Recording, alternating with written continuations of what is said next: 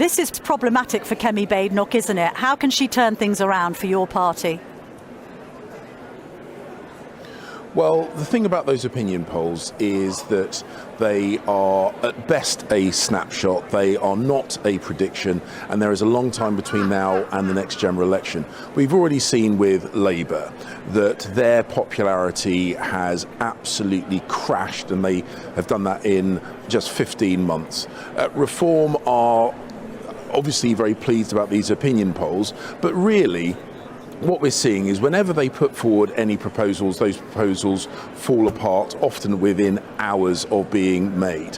What Kemi is doing, what the Conservative Party is doing, is making sure we've actually got a credible plan to recover the economy from the disastrous high tax situation that we will inevitably inherit from Labour. We've just heard earlier today Keir Starmer refuse to rule out increasing VAT.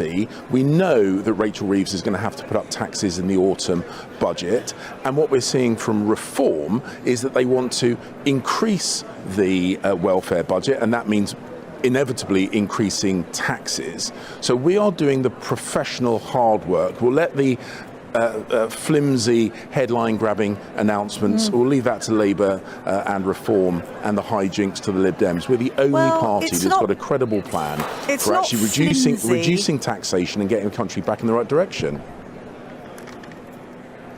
It's not flimsy, is it, when you've got 113 polls putting Reform ahead, and all polls suggesting that the longer Kemi Badenoch leads the party, the less popular she and it becomes. Would you have been a better leader? Well, I ran for leadership. I didn't get it. I'm completely comfortable with that. What I've also said is one of the things that damaged us as a party was this constantly cycling through leaders. What we need to do is highlight, and we are doing this, highlighting the disastrous job that Labour are doing in government. Increasingly now that Reform are running things in local government, we're starting to see the absolute disaster that they are when they're in charge of anything. Of course, we have got to rebuild our reputation. That will not happen overnight, but we don't rebuild reputations by making increasingly undeliverable promises, like we've just heard from Steve Reed, who's claiming he's going to build houses despite the fact that he personally opposed house building in his own constituency. We're not going to rebuild credibility the way Reform are doing it, which is making announcements that don't even last 24 hours before they fall apart. We are doing the professional hard work that is what you have to do to regain credibility. Can I just say that what lacks credibility is Boris Johnson having last week announced that he was very proud of what he did with immigration while he was Prime Minister. So between January 2021 and June 2024, 4.3 million migrants came into the UK, including 3.8 million with long-term visas. He thinks that he's very proud of this Boris wave. Are you proud of it? Well, Boris is the person who is best to speak about the decisions that Boris made. When I was Home Secretary, I recognised that the visa regime that we had put in place as a government, my predecessors put in place, in order to address the number of people who had left the country during the COVID era, was far too generous, and I set about changing that visa regime. Opposed, I would say, by the Labour Party at the time. Because of the decisions that I made as Home Secretary, net migration was halved, and had we stayed in government, that number would have continued to come down, and come down significantly. Labour have failed to implement most of the proposals that I put forward. They scrapped the border control measures that I was putting in place. They scrapped the Rwanda scheme, and we're now seeing small boat arrivals go through the roof. So Boris is best placed to speak about the decisions Boris made. I made decisions as Home Secretary which brought net migration down by half. But when you were Home Secretary in the 12 months leading to June 2024, net migration was 738,718. That's the second largest number or jump since 1948. And Camilla, whilst I was Home Secretary, so the immigration that happened whilst I was Home Secretary was because of the decisions that I inherited from predecessors. When I was Home Secretary, I changed the visa Tory regime, predecessors. and the result of the changes the result of the changes that I made was a halving of net migration. So I'm very proud of the record that I had as Home Secretary. And the simple fact of the matter is, Labour are now trying to wrap themselves up in the flag because they've realised their open border attitude. Remember, Keir Starmer saying all immigration law was inherently racist, realising how unpopular that is. They're trying to wrap themselves up in the flag. Reform's deportation plans falling apart within 24 hours of its announcement. The Conservative Party actually doing the hard work, thinking through how we actually make these changes, whether it be judicial reform, whether it be changes to the international treaties that we signed up to. We are doing the serious work, and we'll let other parties do the, as I say, we'll do the headline grabbing stuff, which they know will not work.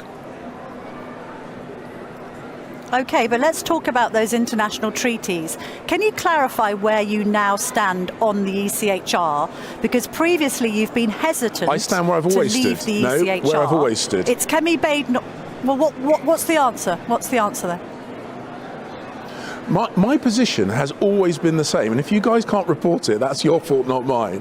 My position has always been that leaving the ECHR is not a silver bullet solution. That is what I've always said. That is what those are the exact words that Kemi has also said. That's what Lord Wolfson has said, and he is putting forward an analysis of what we would need to do in totality to be able to deport the people that we need to be able to deport, to protect the things that we want to protect, and he has not issued his report as yet, but Kemi made it really clear that just saying something like, are we going to leave the ECHR, may well not be enough to actually achieve what we need to achieve. And we need to think about it in a more holistic way. That's what Lord Wolfson's report will be about. That is exactly the position that I've always taken. And that is different to the Labour position, which is nothing to see here, everything's fine, and leave well alone. And the Reform position, which is make a throwaway statement and pretend that that is enough, and it absolutely isn't.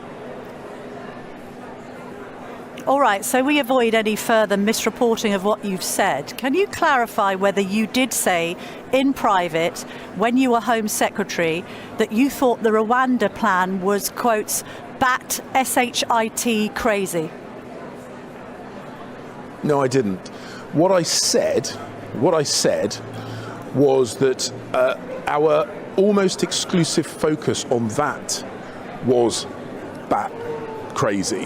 What I said, and I said this when I was Home Secretary, we had a range of activities to including the Small Boats Operational Command, including returns agreements with Albania, including tightening up the enforcement of illegal working, and the Rwanda plan. The point I made is only talking about the Rwanda plan meant that we weren't talking about the range of other things that we're doing, and that was what was crazy. That was what I was frustrated about.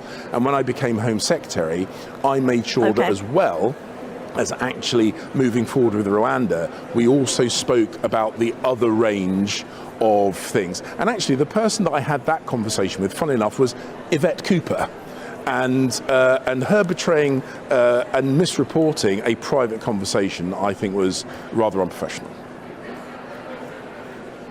Okay, but isn't there a contradiction at the heart of your argument? Your argument is as follows. Labour are terrible. They've been terrible in the office from the very beginning, and they just get worse. Reform are making up policies as they go along. They can't be trusted. None of their claims are credible. And yet still the Tories are tanking. So even though Labour are terrible and Reform can't be trusted, you're still tanking in the polls. Why is that? Well, people will increasingly see. So Labour are, I think, their position is irrecoverable. It will still take us time to rebuild the trust of the electorate. And in the meantime, Reform are making completely uncredible promises. Now, those statements from Reform are superficially but why are you attractive. tanking? But ultimately, as we have seen, when and wherever they are actually in positions of leadership, their delivery completely fails. And voters will increasingly see that. Now, it is going to take time for us to recover our credibility. I'm explaining, Camilla. It will take time for us to recover our relationship with voters. But what we are not going to do is be blown off course just because one person, and it is a one-man band. Nigel Farage is an incredibly effective political communicator, but if you look at anyone and everyone behind him, well, he's got some Tories really with him now, not hasn't he? Up to the job. Well, I think. What, Danny Kruger? The recruiting of Danny. I think the recruiting of Danny is part of his succession planning. He clearly doesn't trust the other people within his party, so he's getting somebody in to kind of carry the flame forward. But I don't think it will work. I don't think that people will be tricked by Reform for very much longer, because whenever and wherever they are in charge of anything, they fail the people that elected them. People will see that, and in the meantime, we will continue building our credible arguments to get things done, to reduce tax, to secure our borders, to protect our country, to build the homes that we need. Unlike Labour, unlike Reform, which are frankly two sides of the same coin in their lack of credibility. OK, thank you very much indeed for joining me this morning, Sir James Cleverly.